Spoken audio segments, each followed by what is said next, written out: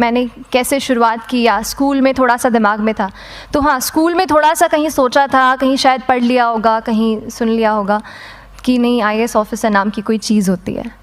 लेकिन तब ये भी नहीं पता था कि यार UPSC नाम की कोई एग्ज़ाम है, सिविल सर्विस एग्ज़ाम है, उससे और भी पोस्ट में आप सिलेक्ट हो सकते हैं, ऐसा कुछ नॉलेज नहीं था।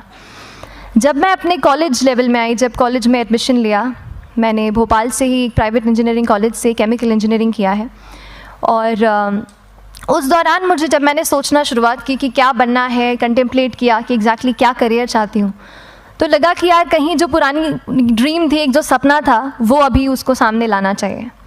फिर इस बारे में और पढ़ा, और तब खान स्टडी ग्रुप भोपाल में सेंटर वहाँ पे जैसे शुरू हो गया था, तो मेरा जो फाउंडेशन कोर्स है मैंने वहाँ से किया।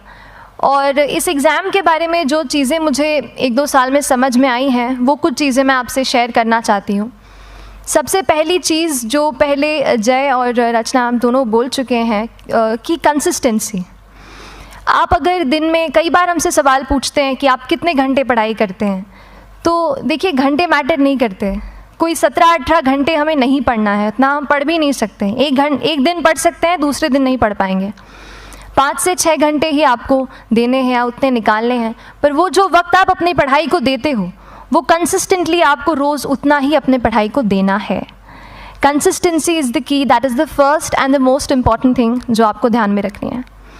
दूसरी चीज़ इस एग्ज़ाम में मुझे लगता है इक्वली इम्पॉर्टेंट है, क्योंकि ये जर्नी लंबी होती है। जैसे एग्ज़ाम ही 1 साल तक चलती है, आप प्रीलिम्स देते हैं, फिर आप मेंस देते हैं, आप इंटरव्यू में जाते हैं पर्सनालिटी टेस्ट के लिए, तो एग्ज़ाम 1 साल तक खुद चलती है। उसके पहले मान लीजिए आप 1-1.5-2 साल पहले से प्रिपेयर कर रहे हो, तो ये जर्नी काफ़ी लंबी रहती है। उस जर्नी में मेंटली अपने आप को मोटिवेट रखना, अपने आप को बूस्ट करते रहना, वो भी इक्वली इम्पॉर्टेंट है, और इसीलिए अपने आप पर भरोसा बेहद ज़रूरी है। You need to have a faith in yourself कि अगर आपने इसमें कदम रखा है, अगर आपने सोचा है कि आप सिविल सर्विस एग्ज़ाम देना चाहते हैं और देंगे, तो आपको ये ठान के उसमें जाना है कि हाँ, मैं ये कर सकता या कर सकती हूँ।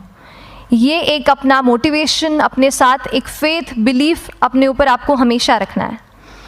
कमिंग टू प्रेपरेशन की कैसे तैयारी करनी है, बहुत सारी बातें आप सुन चुके हैं कि आंसर राइटिंग में कैसे करना होता है, आंसर राइटिंग का स्ट्रक्चर कैसा होना चाहिए।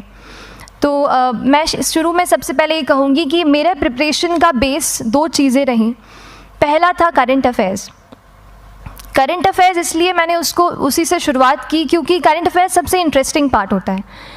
कई बार आपको हिस्ट्री कभी बोरिंग लगेगी, कई बार आपको लगेगा ज्योग्राफी इतना, कभी हर किसी के अपने अपने फेवरेट्स होते हैं। तो मुझे वो 2 सब्जेक्ट्स लगते थे कि यार इतना मन नहीं करता है, लेकिन न्यूज़पेपर्स और करंट अफेयर्स में जो भी नया चल रहा है वो मुझे हमेशा इंटरेस्टिंग लगता था।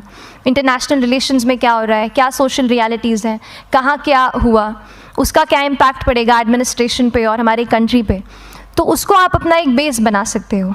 आप करंट अफेयर्स बेस्ड प्रिपरेशन कर सकते हैं, इसलिए भी क्योंकि अगर आप मेंस एग्ज़ाम देखेंगे तो काफ़ी डायनामिज्म आ गया है, केवल प्रीलिम्स में नहीं बल्कि जनरल स्टडीज़ पेपर 2, पेपर 3 में भी आप देखेंगे कई सारे ऐसे सवाल हैं जो करंट इवेंट्स से इंस्पायर्ड होते हैं, उन पे बेस्ड रहते हैं। तो जब आप न्यूज़पेपर बेस्ड, करंट बेस्ड पढ़ाई करते हैं तो वो आपका प्रिपरेशन वहाँ से भी कवर हो सकता है। दूसरी जो चीज़ मैंने जिस पे बहुत फोकस किया वो थी आंसर राइटिंग। तो आंसर राइटिंग का, जैसे खान सर बता रहे थे कि आंसर राइटिंग की प्रैक्टिस बहुत की, तो उसके पीछे मेरा ये था कि जब मैं हमेशा प्रीलिम्स का कोई भी पेपर टेस्ट देती थी, हम मॉक टेस्ट देते हैं, तो मॉक टेस्ट देती थी तो हमेशा मेरे मार्क्स करीब 90 to 110, 120, इससे ऊपर मेरे कभी मार्क्स नहीं जाते थे। तो मुझे हमेशा ये डर था कि यार प्रीलिम्स में कहीं मेरा कुछ, क्योंकि कट ऑफ भी इसी कुछ रेंज में जाता है, तो हमेशा लगता था कि यार कुछ गड़बड़ यहाँ ना हो जाए। लेकिन जब मैंने आंसर राइटिंग की और मेंस एग्ज़ाम के बारे में जाना, तब मुझे लगा कि आंसर राइटिंग एक ऐसी चीज़ है, मेंस एक ऐसा फेज़ है सिविल सर्विस एग्ज़ाम का जहाँ पे आप अच्छे से तैयारी कर सकते हैं। And if you have written the answers, if you know कि you have covered the points well, if you have included उसमें कुछ आपने facts, international reports, government schemes, आपने कुछ ऐसे उसमें सॉल्व भी डाला है, तो जो रिज़ल्ट आएगा वो सेटिस्फैक्ट्री ही आएगा, अच्छा ही आएगा। तो मेंस एक ऐसा पार्ट है जिस पे आप काफ़ी बैंक ऑन कर सकते हो। मैं जब पर्सनालिटी टेस्ट भी मैंने दिया, तो इस बार भी आप नंबर्स देखेंगे तो आसपास की रैंक के हिसाब से मेरे नंबर्स उसमें कम हैं, लेकिन it is just the general studies and the answer writing part, जो मेंस के जो वो है मार्क्स हैं या मेंस का जो एक फैक्टर रहा, वो मेरे लिए सबसे ज़्यादा इंपॉर्टेंट डिसाइडिंग फैक्टर रहा है। तो अपना एक्सपीरियंस यही बताऊंगी कि आंसर राइटिंग पे आप विशेष फोकस कीजिए। जैसा स्ट्रक्चर आपको बता ही चुके हैं कि इंट्रोडक्शन में कैसे आपको शॉर्ट रखना है, बॉडी एंड देन कंक्लूजन, उसमें छोटी चीज़ जैसे मैं अभी मेंशन कर रही थी, आप एक इंश्योर कीजिए कि देखिए जो भी एग्जामिनर आपकी कॉपी चेक कर रहे हैं वो दिन में 10, 15, 20 कॉपीज़ चेक कर रहे हैं, तो उन सब से आपको अलग कैसे आप अपनी कॉपी दिखा सकते हो, ये चीज़ आपका प्रेजेंटेशन और आप जिस तरीके से आंसर लिखते हो कंटेंट को, वो मैटर करेगा। आप इंश्योर कर सकते हैं कि आपके आंसर में कुछ फैक्ट्स, गवर्नमेंट की स्कीम्स, कुछ कमिटीज़ बैठती हैं, जैसे एक प्रिवेसी पे justice BN Shri Krishna committee की रिपोर्ट आई है, तो आप मान लीजिए आपको कोई प्रिवेसी पे सवाल आ गया तो आपने उन कमेटी का नाम कोट कर दिया। ऐसे बहुत सारी कमिटीज़ होती हैं। कुछ इंटरनेशनल रिपोर्ट्स आते हैं, वो आप उनको इनके बारे में लिख सकते हैं। इंडिया का मैप आप बना सकते हैं। मैंने सीख लिया था कि 10-15 सेकेंड्स में कैसे जल्दी से मैप बनाना है और उस पर कैसे पॉइंट कुछ करना है, कुछ लोकेट करना है। तो ये कुछ ऐसी चीज़ें हैं जो आपके आंसर्स को एनरिच करेंगी और प्रेजेंटेबल बनाएंगी। तो इस तरीके से आंसर्स पे जैसे हम क्लास करते हैं, लेकिन उसके साथ साथ आपको ये कोशिश करनी है कि 1 से 2 आंसर पर डे आपको ज़रूर लिखने ही लिखने हैं, apart from the test series that you are doing.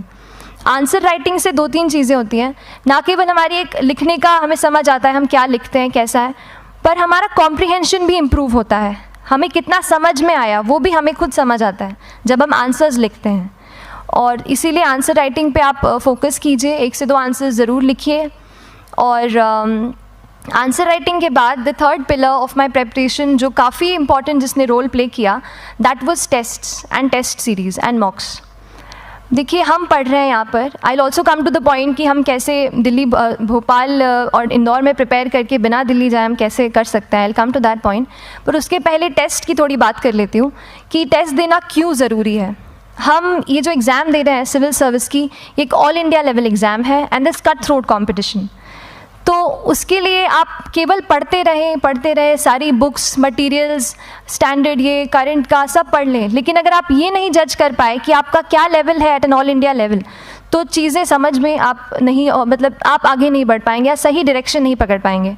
तो इसलिए आप टेस्ट से घबराइए मत। कई बार टेस्ट का इनर्शिया होता है, ऐसे लगता है कि जब तक पूरा सिलेबस कंप्लीट नहीं कर लूँ तब तक टेस्ट नहीं दूंगा, लेकिन सच में बात ये होती है कि जब तक हम GS के मतलब पेपर देने अंदर भी घुसते हैं ना, तब भी उस सेकंड पे लग रहा होता है कि कुछ छूट गया है हमारा।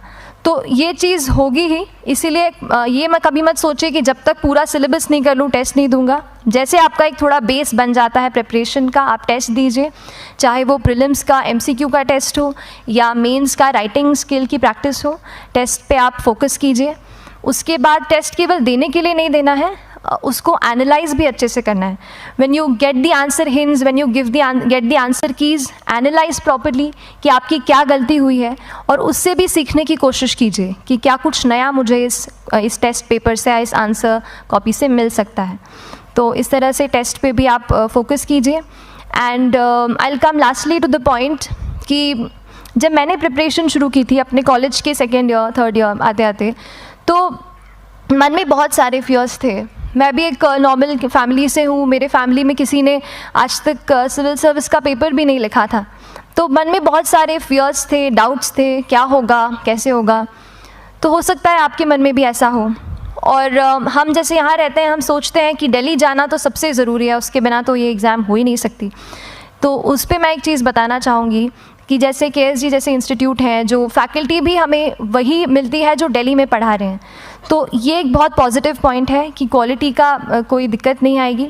बस एक चीज़ है, आप ज्वाइन करते हैं class, that will only provide you a direction. वो आपका रास्ता दिखा सकते हैं आपको कि इस रास्ते पर आपको चलना है, लेकिन चलना उस रास्ते पे आपको खुद है। You have to work on your own. कभी ये मत सोचिए कि मैं वहाँ नहीं जा पा रहा हूँ तो नहीं हो सकता, यहाँ है, तो हम एक्सक्यूज़ेस बनाते हैं। कई बार चैलेंजेस आते हैं।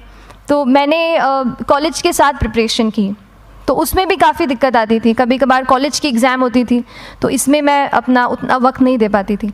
तो उस मोमेंट पे फिर प्लानिंग ने मुझे बहुत हेल्प किया कि हम किस तरीके से अपने कॉलेज के एग्ज़ाम के लिए प्लान कर लें। जैसे मैंने इंजीनियरिंग की है और मुझे पता है कि हम इंजीनियर्स 1 महीने से ज़्यादा पहले से पढ़ते नहीं हैं। पढ़ते हैं क्या? तो वो चीज़ आप ध्यान रख सकते हो, उसको अपना स्ट्रॉन्ग पॉइंट बना सकते हो।